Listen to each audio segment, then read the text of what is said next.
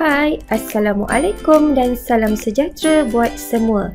Bersama dengan saya, Cikgu Zuraini, mari kita belajar bahasa Melayu.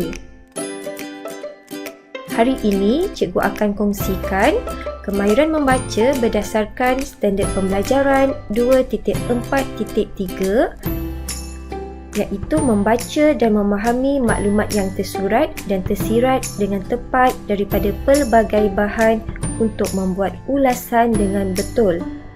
Di akhir pembelajaran ini nanti, kamu akan memperoleh 2 kemahiran. Kemahiran yang pertama iaitu membaca dan memahami maklumat yang tersurat dan tersirat. Kemahiran yang kedua, kamu akan dapat membuat ulasan dengan betul berdasarkan maklumat tersurat dan tersirat. Seterusnya, Cikgu akan kongsikan panduan untuk kamu mengikuti pembelajaran ini di rumah. Terdapat 5 langkah yang perlu kamu ikuti. Yang pertama, kamu perlu membaca maklumat daripada bahan grafik. Ini adalah contoh bahan grafik tentang langkah-langkah pencegahan wabak COVID-19.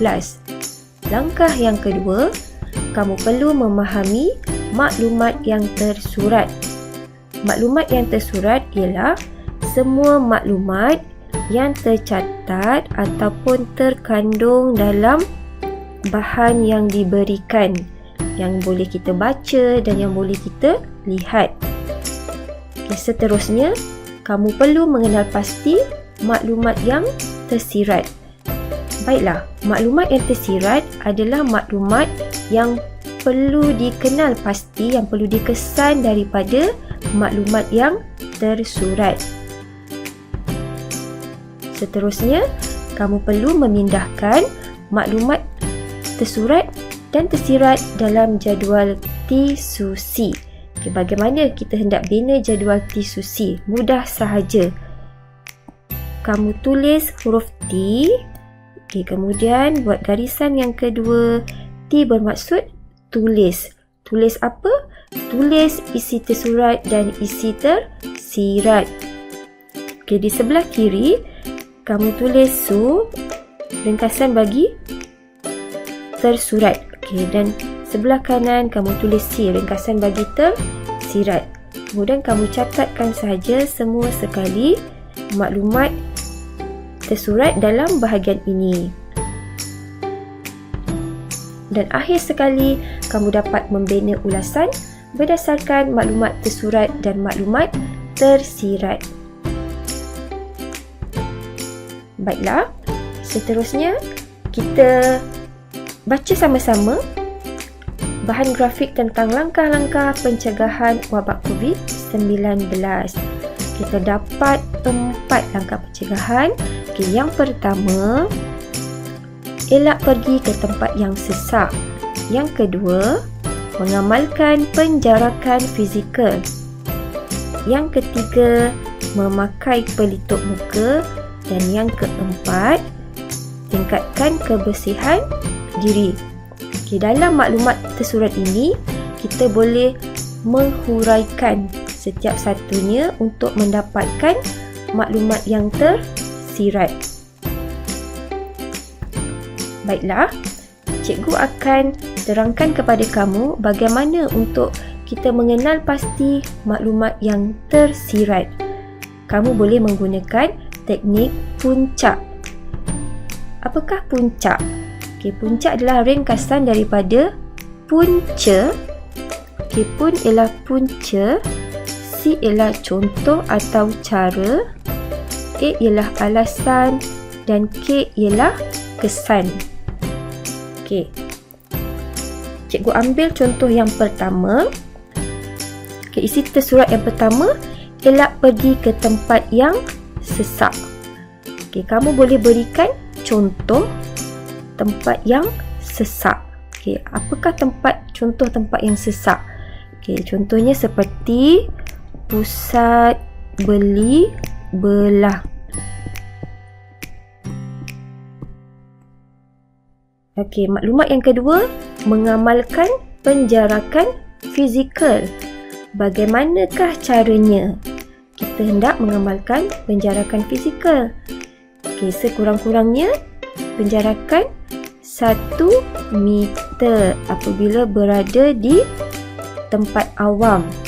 Okey, yang ketiga, memakai topeng muka. Kamu boleh berikan alasan atau sebab mengapa perlu memakai topeng muka. Untuk melindungi diri. Untuk melindungi diri sendiri dan juga orang lain. Okey, maklumat yang keempat, tingkatkan kebersihan diri. Kamu boleh berikan juga caranya bagaimana ataupun boleh berikan alasan dan juga kesan. Okay, cikgu nak ambil cara. Okay, cara untuk tingkatkan kebersihan diri dengan kerap mencuci tangan.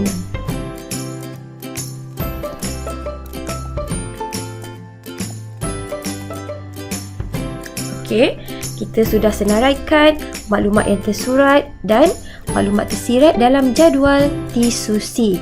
Okey, sekarang kita lihat contoh ulasan lengkap.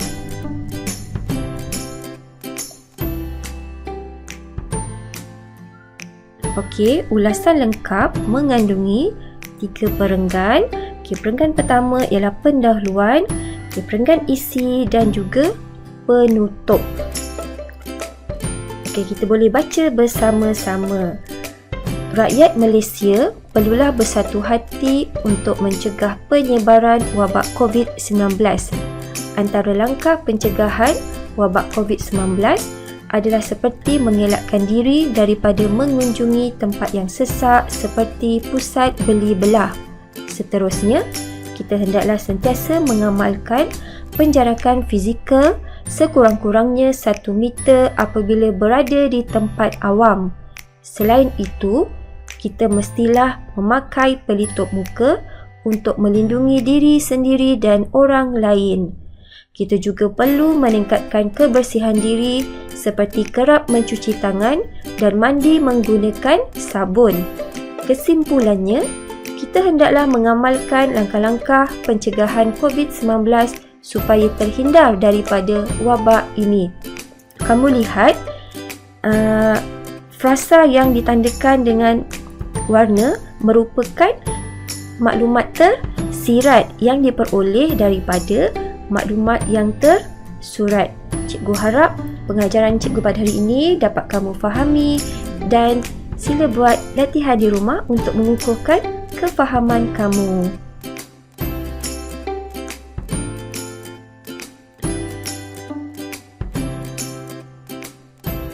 Tahniah cikgu ucapkan kerana kamu berjaya menonton video ini hingga ke penghujungnya.